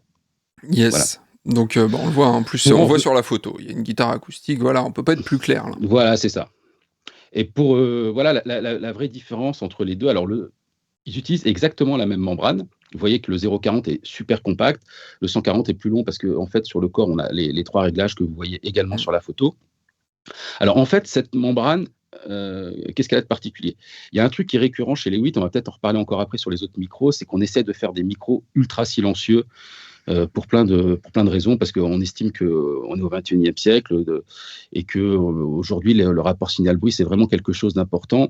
Et puis, petit aparté rapide, on n'aura pas le temps de beaucoup développer là-dessus aujourd'hui, mais sur tout ce qui arrive dans le futur, je pense notamment aux enregistrements immersifs, pour le Mm. Dolby Atmos Music par exemple. Jusqu'ici, dans un mix stéréo, en fait, on a toutes nos sources qui sont réparties sur un mix stéréo, donc on a beaucoup d'effets de masquage, c'est-à-dire que Ouais. les niveaux faibles de toutes les sources, finalement, disparaissent par l'effet de masquage et le mix. En revanche, lorsqu'on est sur un mix immersif, toutes les sources peuvent être tout à fait indépendantes et on les entend de manière intégrale, même leur niveau faible. Et du coup, un micro avec un peu de souffle ou un préampli avec un peu de souffle, excuse-moi, c'est inutilisable dans le monde de l'immersif et de tous les enregistrements qu'on a déjà commencé à faire et qui arrivent de plus en plus. Donc Yes. pour nous, chez les 8, c'était vraiment important d'avoir ces micros ultra silencieux. Alors, techniquement, on a des membranes qui sont, la membrane que partagent ces deux modèles, en fait, c'est une membrane qui est naturellement assez claire dans l'aigu. Mm. Okay, il y a une jolie présence dans l'aigu. Donc le 0,40 MP, le 0,40 match, excusez-moi, lui, il a ce côté très clair naturellement. Sur le 140, ce qu'on a fait, c'est que le premier switch, qui s'appelle Sound, euh, va nous permettre d'avoir une réponse plus neutre. Mm. Mais grâce à cette membrane légèrement claire, en fait, ça nous permet de travailler dans le bon sens. Si on avait une membrane très neutre et qu'on voulait ajouter de l'aigu, Oui, on aurait ça, un boost dans l'aigu, on ramènerait du bruit de fond, ouais, c'est ça. fatalement. Mm. Alors que là, le fait d'avoir une membrane naturellement claire, quand on coupe les aigus, qu'on les ramène à un niveau constant, et ben, on ne rajoute pas de bruit de fond, on en Ouais. perd même légèrement. Ouais. Ça permet d'optimiser énormément le fonctionnement du micro. Voilà, et puis après, on a les autres petits réglages traditionnels qu'on peut trouver sur ce type de micro, c'est-à-dire le filtre coup de bas, et puis un pad d'atténuation, qu'on est vraiment à proximité d'une source très, très puissante. Ouais, parce que ça peut encaisser, hein, ce genre de micro, c'est ça, malgré le fait Ouais, que ce soit un ça encaisse statique. beaucoup, beaucoup. D'accord. Tout à fait, ouais, ouais. Alors, je suis guitariste maintenant acoustique, mais sur scène. Alors toi, qu'est-ce que tu préconiserais sur scène? Parce que c'est vrai que ça peut être compliqué, hein. Alors, il y a beaucoup de guitaristes qui se branchent directement. Ils ont une guitare électroacoustique, une DI, et Tout puis à fait, c'est ouais, parti bien mon sûr. kiki. C'est ça. On va le dire, c'est dans 90% des cas, c'est ce qui se fait en fait, finalement. Tout à fait. En fait, effectivement, la seule une des seules bonnes manières quand même de reproduire une guitare Oui. électroacoustique, enfin acoustique sur scène, c'est quand même d'utiliser ce type de micro. En fait, souvent l'astuce que va utiliser l'ingé son, c'est que on va utiliser la DI parce que souvent la guitare est électroacoustique. Mm. On va utiliser la DI pour les retours, pour les besoins sur le plateau. Mm. Et le micro, lui, sera utilisé que dans la façade, c'est-à-dire que le public Malin. aura le super son du micro, alors que sur scène, pour les musiciens, pour les retours, on n'utilisera que l'électroacoustique qui ne va pas produire de l'arsène. C'est malin, ça. Un petit tips Voilà. assez sympa. Effectivement, oui, parce que c'est vrai que le son DI, le son d'un piezo ou de n'importe quel d'ailleurs transducteur pour guitare électroacoustique, c'est vrai que ça sonne jamais, on va dire, hein, comme une guitare acoustique. Comment, en tout cas, Non, c'est ça. même les meilleurs, Non, c'est quand dur, même pas pareil. C'est quand même pas pareil. C'est ça. Alors, maintenant, je suis guitariste électrique chez moi, c'est-à-dire que je vais enregistrer mon ampli de guitare. Qu'est-ce que j'ai comme solution? Alors, il y a pas mal de. Alors, bien sûr, là, on parle de reprendre l'ampli guitare avec un micro, hein, parce que c'est vrai qu'aujourd'hui, il y a aussi d'autres techniques qui apparaissent et qui ne sont pas inintéressantes. Mais effectivement, qu'on a vraiment envie d'avoir cette reproduction réaliste, avec toute cette matière qui est propre à l'ampli guitare, on va travailler avec des micros devant le baffle. Alors, c'est vrai que typiquement, ce qu'on utilise dans un premier temps, c'est un micro dynamique. Ouais. Là, ici, j'ai le MTP 440DM. Ça, c'est le micro dynamique de Lewitt dédié aux instruments. Celui-là. Donc, il est génial sur les. Ouais, voilà, c'est typiquement ampli guitare, caisse claire, tom. Voilà, tous les cas de figure, on a besoin d'une belle reproduction de proximité d'un instrument ou d'un ampli. Qui envoie un peu. Un instrument qui envoie un peu. Ouais. Qui envoie un peu. Et c'est vrai que souvent, techniquement, sur un ampli guitare, on va commencer par ce micro-là, qui va être assez proche de la membrane. Mais comme on l'expliquait tout à l'heure, parfois, ça peut être intéressant de le compléter avec un second micro qui, lui, va être utilisé Alors, on ne va pas les mettre forcément collés parce que ça n'a pas tellement d'intérêt, mais au contraire, on va jouer sur la distance pour avoir, avec le micro statique, un son qui est plus un son d'ambiance. Petit détail au passage, faites très attention, dès qu'on utilise deux micros sur la même source, il faut les mettre en phase, parce que sinon ça ne marche pas. Il faut faire attention à la phase. Dès qu'il y a deux sources, effectivement, et c'est vrai que le petit tips que m'avait donné un prof à l'époque où j'étais à l'école, c'est de faire au moins x3, c'est ça, entre la distance entre le micro dynamique et le haut-parleur, et faire au moins x3, quoi, pour éviter, on va dire... En fait, faut pas oublier que tout ça, c'est électrique. Moi, souvent, le conseil que je donne quand on travaille là-dessus, c'est qu'il faut, normalement, si deux micros sont en phase, ça veut dire qu'on aura, dans la prise de son, surtout d'un point de vue numérique, on aura les sinusoïdales des deux micros qui vont fonctionner ensemble. Ça veut dire qu'on aura un niveau électrique maximum quand les deux micros sont bien en phase. Et en fait, souvent, avec les vumètres, on peut se rendre compte que quand on déplace, c'est souvent le statique qu'on va s'amuser à déplacer, ils sont en phase quand on a le niveau maximum aussi, tout simplement. Alors sur scène, les amplis guitare, c'est assez facile. Ouais. Alors sur scène, on va moins utiliser le statique, on va plus rentrer sur le dynamique, mais il y avait un truc intéressant que tu m'avais dit, et surtout dans les musiques un peu métal et tout ça, où les guitares commencent à descendre très bas, c'est qu'on peut aussi utiliser un micro qui est normalement plus dédié au kick et aux instruments, on va dire, aux basses, etc. Mais c'est quoi? C'est le DTP, le 340 Rex, c'est ça? Ouais, le DTP, alors les deux, le 340 Rex, mais aussi le 640 Rex. C'est vrai qu'on a de plus en plus de guitaristes sur scène qui aiment bien utiliser ce micro.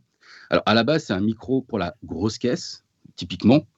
Mais en fait, sa particularité, c'est que, vous voyez, quand je l'ouvre, c'est qu'on a deux capsules à l'intérieur. On a une capsule dynamique et une capsule statique. En plus, la façon dont c'est monté, ça nous assure que les deux capsules sont en phase, c'est vrai, pour reprendre ce dont on parlait juste avant. Et puis là où c'est assez intéressant, c'est quand on regarde à l'arrière, enfin au-dessus, ça dépend comment il est positionné, c'est qu'on a des petits switches en fait sur le dessus. Alors il y a un premier switch qui va nous permettre d'atténuer, parce que c'est effectivement quand on va être proche, à l'intérieur du kick, certains kicks très puissants, il va falloir atténuer un peu le signal. Pareil pour les amplis guitare. Et le deuxième switch va permettre de changer l'interaction entre les deux membranes. C'est vrai que typiquement sur un kick, mais aussi parfois sur des histoires d'ampli guitare, on va décider que l'attaque, en fait, elle est gérée par le micro dynamique, et le reste, c'est-à-dire souvent les fréquences extrêmes, c'est-à-dire tout ce qui se passe dans l'aigu et dans l'extrême grave, ça va être géré par le micro dynamique, parce que le micro statique, excusez-moi, parce qu'il va le reproduire plus facilement. Mais c'est pas forcément finalement les choses ont évolué. On a vu des producteurs qui parfois faisaient l'inverse. Et du coup, grâce au switch, on va pouvoir changer la prédominance de telle ou telle membrane selon les fréquences.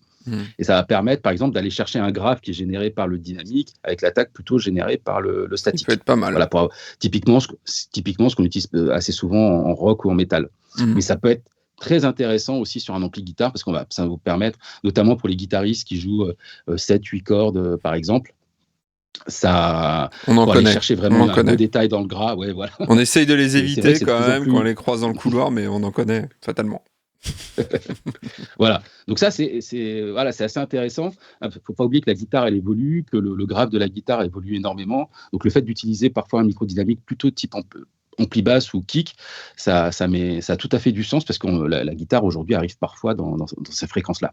Alors évidemment, c'est un micro que tu peux aussi pour les bassistes. Alors c'est vrai que les bassistes utilisent beaucoup la DI, que ce soit en studio ou sur scène, mais C'est ça. effectivement, ce genre de micro peut être vraiment bien aussi pour les amplis basses, quoi, qui peuvent. On l'oublie, C'est mais ça. la basse, il y a aussi beaucoup d'aigus dans une basse. Ouais, toutes les articulations, les sons d'articulation, les sons de fret, etc. C'est ce qui va donner beaucoup de présence à la basse dans le mix, que ce soit en studio ou en live.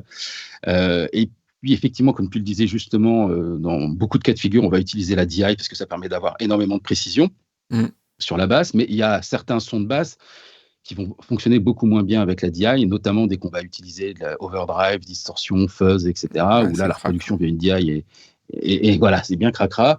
Donc là, c'est le son de l'ampli qui va être Le déterminant. Et là encore, le haut-parleur rabote, on va dire, un peu les aigus, ce qui est pas plus mal quand on utilise une fuzz ou ou une ça distorsion. permet de retrouver le côté vraiment organique Ouais. de la disto, de l'overdrive ou de la fuzz sur la basse. Donc encore une fois, on va utiliser ces micros type grosse caisse qui reproduisent absolument C'est très parfaitement le. Donc il y a marqué que c'est des kick drum microphones, mais ça marche très bien pour la basse et voire certaines guitares. Ouais, c'est ça. Effectivement. Justement, je suis batteur sur scène ou en studio. Alors, parfois, c'est souvent, quand même sur scène et en studio, c'est souvent les mêmes micros qui sont utilisés. En studio, généralement, on en rajoute quelques-uns pour avoir peut-être plus de room, etc. Mais c'est vrai que généralement, les micros marchent pour les deux. Alors, pour la grosse caisse, bon, j'imagine que ça va être un peu ce qu'on a vu, c'est-à-dire celui-là, Les le DTP 340. 340 et 600, enfin, les deux micros, les deux Rex, le Voilà. 340 Rex et le 640 Rex. Exactement. C'est ça, le 1 qui est monomembrane, qui a juste un dynamique, donc le 340, et puis le 640 dont on vient de parler avec ses deux membranes dynamiques et statiques et avec toutes les possibilités qu'il offre. Exactement. Pour la Et caisse puis après, claire, on a ouais. le MTP 440 DM, dont je parlais aussi pour les amplis guitare. Ça, il est vraiment, c'est un micro, il est vraiment important chez Lewitt parce que c'est un micro qui a vraiment permis à Lewitt de rentrer dans le monde pro. Beaucoup de batteurs l'adorent sur la caisse claire. Il faut dire que c'est un micro qui est redoutable sur les caisses claires. Enfin, sincèrement. Et en dessous aussi, tu le mettrais au-dessus et en dessous? Ouais, tu peux le mettre en dessous. Ou sinon, on a effectivement l'autre micro, le 340 TT, qui est le micro qui a été conçu pour les toms, mais qui est super en bottom de caisse claire, c'est-à-dire le micro qu'on met sous la caisse claire pour récupérer le timbre. Ouais. Typiquement, on aura les deux micros, le MTP 440 DM en top, c'est-à-dire le micro qui est au-dessus, et le. Pour le 340, je ne le retrouve pas, le 340. TT. Si, oui, je voilà. le vois, là, il est en bas. Ouais, voilà. Voilà, lui, il est super sur les toms, il est super en bottom de snare, mais aussi en top de snare. C'est vrai que sur certaines.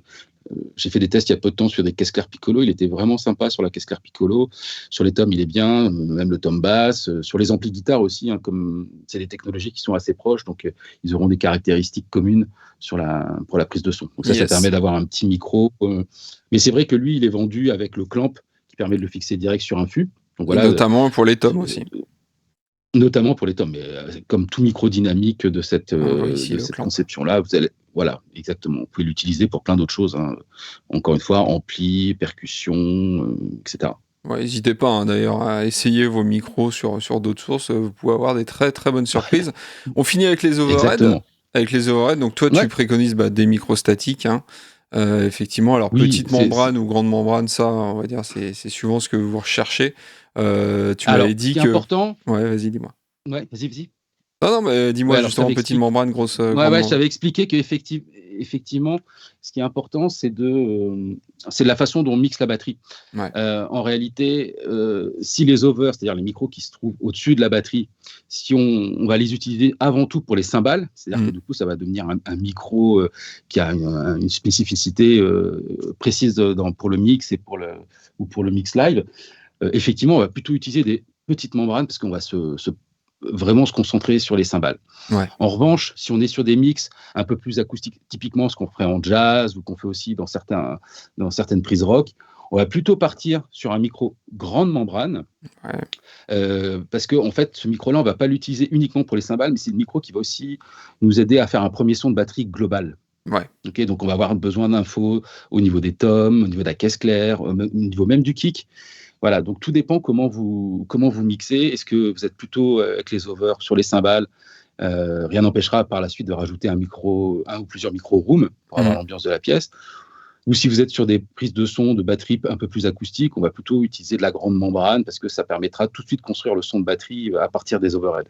Tiens, on demande, Voilà, il y a vraiment... Delta Sigma qui demande s'il y a des modèles Omni en petite membrane. Est-ce que tu as ça en stock? Non, chez les 8, en fait, on fait que des cardio en petite membrane. Et effectivement, pour de l'Omni sur une room, par exemple, c'est typiquement, on va utiliser un micro multipattern comme le LCT 441 Flex ou le LCT 640 TS ou le LCT 1040, là, vraiment pour se faire plaisir avec une belle room à lampe. Bien sûr. Okay. Mais c'est vrai que sur les rooms, on a plutôt tendance à utiliser de la grande membrane. D'accord. Alors, je ne suis pas musicien, mais je suis podcasteur. Et oui, il faut penser aussi à nos amis podcasteurs. Bien sûr. Donc, suivant, là, ça va être un petit peu comme le chanteur dans sa chambre. Ça va beaucoup dépendre de l'acoustique et de l'endroit dans lequel on enregistre, évidemment.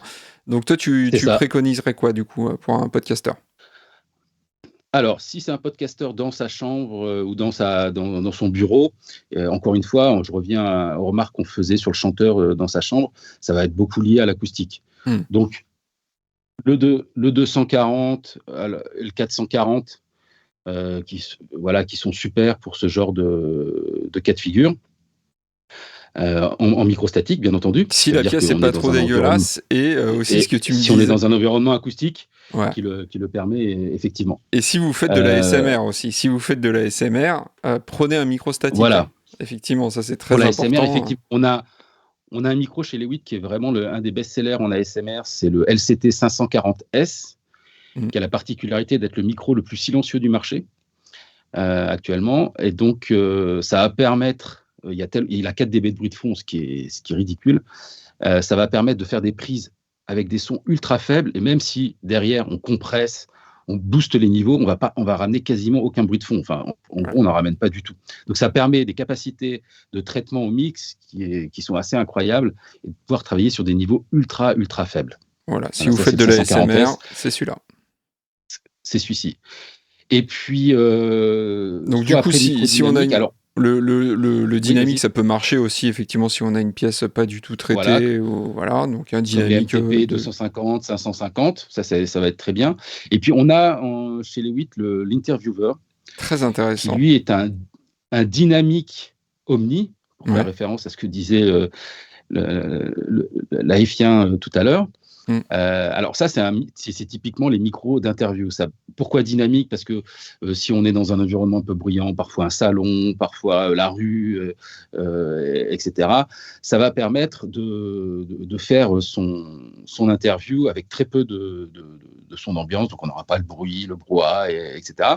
Et puis Omni, ça veut dire qu'il prend tout autour. Donc ça veut dire que pour le présentateur, il va parler devant, il va pouvoir le présenter facilement à la personne qui doit répondre. Ça permet un usage très simplifié de ce genre de micro pour ce type de prise de son. Ouais. Et effectivement, il y a les petits adaptateurs aussi dont tu me parlais, le mini jack XLR qui peut être... à quoi il va servir lui? Oui, c'est pour le brancher sur un DSLR ou un caméscope. Voilà, ce qui Parce arrive que typiquement, c'est le moment, ce qui arrive souvent. Effectivement. Et puis on a le petit cube à placer sur le micro pour mettre les logos, pour mettre le logo Audiofanzine quand tu fais tes interviews. Bon, on en avait déjà parlé sur la chaîne, c'était quand j'avais interviewé les sondiers. Nos copains des sondiers qui nous avaient parlé notamment de ce micro-là qui était qui était un Exactement, ils micro avaient fait une favori. review de micro à l'époque. Ouais, Exactement. ouais. Donc, mais Mais c'est on vrai le que c'est voit très souvent intéressant ça. pour tous ceux qui consomment de la vidéo YouTube, voilà, des reviews de salons, des reportages sur les salons. C'est un micro qu'on voit de plus en plus parce que ça permet, dans cet environnement très délicat des salons de la musique qu'on connaît bien, de pouvoir avoir une prise de son qui est vraiment propre et puis intelligible pour l'auditeur. Je rêve ou on casse des noisettes aussi avec? J'ai l'impression. Non, non, tu rêves pas. Ouais, on peut tout faire. Voilà, on Il n'est peut pas même considéré comme casser arme des blanche, tout va noisettes. bien, mais Des noix, excuse-moi, c'est une noix. non, mais il est costaud. Ça, c'est vraiment important chez les 8. On fait super attention quand même à faire des micros vraiment de super qualité. On utilise des technos d'assemblage, des matériaux qui ne sont pas forcément ce qu'on trouve partout pour avoir des micros légers et vraiment résistants. C'est du zinc moulé. C'est pas de la tôle emboutie, par exemple, chez les 8. D'accord. Si vous avez des questions, Voilà, n'hésitez pas, parce que là, on arrive à la fin ça fait déjà plus d'une heure qu'on est là. On a déjà dépassé un petit peu, mais c'est pas grave. On nous demande, il y a Daniel qui nous demande, et les micro-cravates? Alors nous, on ne fait pas pour l'instant de micro-cravate. On n'a pas ça au catalogue. Après, d'un point de vue technique, un micro-cravate, c'est un tout petit statique, Mm. tout simplement. Et c'est vrai que c'est un micro qu'on va pouvoir placer assez loin de sa source, parce que souvent, il va être accroché au niveau du col, ou de la cravate, et d'où son nom. Oui. En fait, c'est lavalier, c'est un micro lavalier, son nom technique. Ouais. On va le mettre un peu loin, et effectivement, souvent, c'est des micros qui vont être soit cardio quand en extérieur, soit omni quand on est en studio, notamment en tournage cinéma, etc. Parce que parfois on les planque aussi dans les cheveux, à plein d'endroits dans le costume, quand on est vraiment, parce que c'est des micros qu'on utilise aussi beaucoup pour le cinéma. Ouais. Voilà, donc des toutes petites membranes très, très sensibles. Alors c'est parfois aussi problématique parce que ça prend les bruits de vêtements, etc. Voilà, donc ça c'est un micro très particulier. C'est des choses qu'on utilise plus dans le monde du broadcast que dans le monde du live ou du studio. D'accord. Et le futur du Concernant micro, les alors? mythes, Le futur du micro, tu le vois le comment? futur du micro, en fait, ce que j'expliquais tout à l'heure, pour nous chez les 8, il y a premier élément qui est important, c'est le rapport signal-bruit, Mm. qui va permettre vraiment d'aborder tranquillement tout ce qui est lié à l'immersif, qui est vraiment un format en plein développement. Ouais. Vous n'avez pas pu passer à côté ces derniers temps. Non. Donc effectivement, je vous parlais du LCT 540S. Donc ça, c'est le TS, c'est sa version bimembrane pour avoir toutes les directivités. Mais on vient de sortir là au printemps dernier le PureTube, qui est un micro-lampe Ouais, qui reprend vraiment le boîtier du 1040, qui est notre micro très haut de gamme qu'on a sorti il y a quasi 2 ans maintenant. Mm. Et le gros truc de design de ce micro-là, alors en fait, le principe, c'était justement de se dire, on va arriver aux 100 ans du microstatique, j'en parlais en introduction. C'est ça. On sait que ça a été développé entre 1923 et 1926. Donc, comment on pourrait fêter les 100 ans du micro statique, voilà. Et du micro-lampe, parce que le CMV3 dont on parlait en introduction, c'est un micro-lampe. C'était pas un condensateur à l'époque. Mm. Donc, on a développé le PureTube. Et le PureTube, voilà, c'est le micro à lampe le plus silencieux du marché. On a vraiment créé un tout nouveau circuit qui est assez génial, faut bien le dire, qui permet, en fait, il n'y a aucun semi-conducteur, ni CAPA, ni quoi que ce soit, sur le signal audio qui passe par la lampe. D'accord. Donc, ça permet vraiment d'avoir toute la couleur, toute la saveur, j'ai envie de dire, de la lampe, sans qu'il y ait aucune obstruction sur le signal, aucune coloration supplémentaire. Et puis, alors bien sûr, il y a des composants électroniques autour, parce qu'il faut bien faire fonctionner le tout, il faut l'alimenter, bien entendu.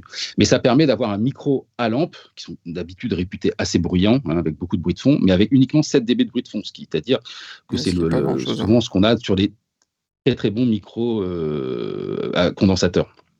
On est même plus silencieux que la plupart des micros à condensateurs, mais tout en ayant cette couleur lampe. Et pour nous, on est persuadé que dans les prods modernes, dans tout ce qui est podcast, pour les gens qui veulent vraiment des choses de très qualitatives, avec un peu plus de caractère dans le son, et puis bien sûr, tous les ingé sons, tous les réalisateurs qui vont être confrontés à des productions pour l'immersif, encore une fois, la source, la prise de son redevient très très importante. Le PureTube, il est carrément super. Et encore une fois, on parlait de qualité juste avant. Alors, je ne vous conseille pas de casser des noix avec celui-ci. Mais en revanche, comme le 1040, qui est notre micro très très haut de gamme, ces deux micros, en fait, sont garantis 10 ans. C'est micro à lampe, garantie 10 ans, Ouais, lampe comprise. ouais, donc c'est voilà. pas mal ça. C'est pas mal. Ouais. Bah écoutez, si vous avez pas d'autres questions, alors ah si, il y a des questions qui arrivent. Il y a Tinu qui demande pour une prise de son, de Crystal Bachette ou si musicale? Ah bah dis donc, Ah oui. c'est précis. Alors qu'est-ce que tu Ouais, ouais. recommanderais toi? Ah ouais, la scie musicale, et tout ça, c'est assez compliqué. Pourquoi? Parce qu'effectivement, on génère beaucoup, d'aigus et on génère, des sons pareil avec des transitoires, parfois assez complexes. Hem, Moi, ce que j'aurais tendance à utiliser, ça va être en premier lieu, ça va être de la petite membrane parce qu'on se retrouve un peu dans les contextes de la guitare acoustique. Ouais, Ça peut être une première approche. d'accord. Voilà, ça on sait que ça fonctionnera bien, qu'on va, bien retrouver la source. Attention toutefois au placement, il ne faut pas être trop près. Mmh. C'est un peu la scie musicale, parfois, il faut la comparer à une cymbale en termes Ouais, de son. Donc, ça permet on voit d'ailleurs des batteurs parfois qui utilisent un archet sur la cymbale pour faire certains effets. oui. Donc, finalement, on n'est pas très loin, c'est-à-dire, on met en vibration, une plaque de métal. Et ça, voilà, le micro statique, petite membrane, reproduira très, très bien les particularités de cette vibration. Hem Bah Voilà, écoute, très ouais, bien. je partirais là-dessus. OK, il y a Belcaris qui demande: «Quid de la correspondance micro-préampli? Est-ce qu'il y a des types de préamplis à privilégier en fonction des technos de micro?» Bonne question. Ouais. Oui, oui, bien sûr. Alors déjà, il y a un truc souvent qu'on rappelle, c'est qu'on dit on évite toujours lampe sur lampe. C'est-à-dire si vous Ouais, avez un micro-lampe, n'utilisez pas un préampli à lampe, c'est too much. En plus, bon, on parle beaucoup de bruit de fond là depuis le début aussi. Un préampli, excusez-moi, à lampe est toujours plus bruyant qu'un préampli FET, ouais, enfin à transistor. Donc parfois, ça peut être un vrai problème de travailler comme ça. Donc on évite toujours micro-lampe et préampli à lampe. Ça, c'est la première chose. La deuxième chose, effectivement, il y a un truc dont on parle très très peu à mon goût, mais c'est toujours s'intéresser aux impédances, comme on l'a ouais, expliqué un peu plus tôt. C'est-à-dire qu'effectivement, si vous choisissez votre préampli en premier lieu, faites attention à vos micros. Si c'est d'abord les micros, ce qui souvent est plutôt une bonne idée de commencer par le choix de la membrane, assurez-vous que les préamplis soient compatibles. ouais. Donc prenez le temps de vérifier les niveaux d'impédance des préamplis. Encore une fois, si vous voulez quelque chose de très transparent, prenez l'impédance la plus haute possible. Si vous voulez quelque chose de très coloré, prenez l'impédance la plus basse possible. Après, il existe aussi des préamplis avec des impédances variables. Ouais, ça Donc c'est ça pas mal permet, ça. voilà. Et juste pour finir là-dessus, les variations d'impédance sur un préampli, encore une fois, on l'entend sur un micro dynamique. Sur des statiques, souvent ça donne aucun résultat. Donc si vous utilisez beaucoup de micro dynamique, typiquement sur la batterie, ça peut être intéressant d'avoir des préamplis avec des impédances variables pour aller chercher des couleurs légèrement différentes, pour mieux accorder parfois la réponse du micro par rapport au fût. Par exemple, on va avoir des toms ou des caisses claires très aiguës, plus médium, parfois très, très grasses. Ouais. Simplement en faisant varier l'impédance, on va pouvoir trouver un son de micro qui colle mieux à ce fût. Alors il y a Greg Coste, allez, une dernière question. Quel micro pour un chanteur ne chantant pas fort et dans les graves en live? Et ce qu'il demande, est-ce que je prends le 950? Ouais, ouais, typiquement le 950, il est très bien pour ça, parce que effectivement, si on chante pas très fort, le vrai risque, c'est qu'on ait peu de détails. Encore une fois, comme Mmh. un micro dynamique, lui, sera un tout petit peu moins sensible, même en proximité, en ultra proximité même. On aura plus de détails et plus d'infos dans le signal avec un micro statique. Donc le Yes. MTPW de 950 sera très très bien pour ça, OK, carrément. OK. Bah, oui, je pense qu'il a l'air très bien sur beaucoup de choses en même temps. Bon, bah, Ouais. très Ah, mais c'est bien. un super micro, hein. Ouais, Vous le retrouvez de plus en plus. Pour ceux qui passent du temps sur YouTube, on a de plus en plus de chanteurs, chanteuses dans tous les styles de musique. Voilà, on le retrouve sur scène avec les Rolling Stones, on le retrouve là, je voyais encore des vidéos en hip-hop, on a fait des tests en métal, etc. Il est vraiment génial. Et juste petit truc, vas-y, ouais. quand je le testais pendant le développement, il est pour nos amis cuivre, les trombonistes, les trompettistes, etc. Il est génial sur les cuivres, vraiment génial. Ah bah, essayez alors, à essayer. Cool, eh bah, écoute, merci beaucoup, Bertrand, merci à toi Bah, merci à toi, et merci. puis merci au chat évidemment d'être là pour poser les questions et tout ça. Vous étiez là, c'était très cool. J'espère que vous avez appris plein de trucs. Moi, en tout cas, j'ai appris plein de trucs. Donc moi, je suis content, en tout cas, voilà. Donc, bah, merci à Lewit, merci à toi, Bertrand.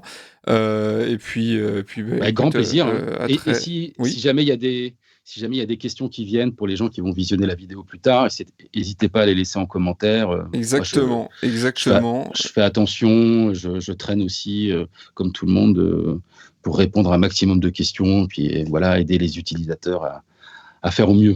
Tout à fait, tout à fait. Eh ben, écoutez, merci à tous. Et puis, bah, moi, je vous dis Bah, merci à toi. à jeudi midi pour la matinale, comme d'habitude. Et puis voilà. Allez, ciao, ciao. Bye bye. Merci beaucoup. Ciao, ciao.